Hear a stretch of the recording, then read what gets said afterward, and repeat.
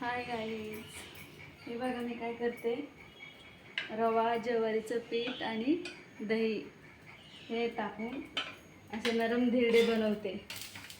बघा किती सॉफ्ट झाले माझे धिरडे. बनवणार आता बघा.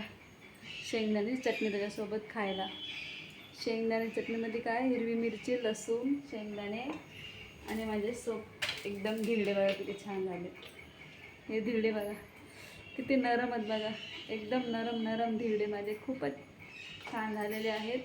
आज मी धिरडे आणि शेंगदाण्याची चटणी हिरवी त्याच्यासोबत खायला खूप टेस्ट लागते.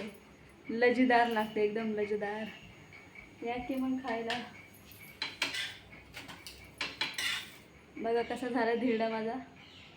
कमेंटमध्ये सांगा माझ्या धिरडे आणि हिरवी शेंगदाण्याची चटणी कशी झालेली आहे.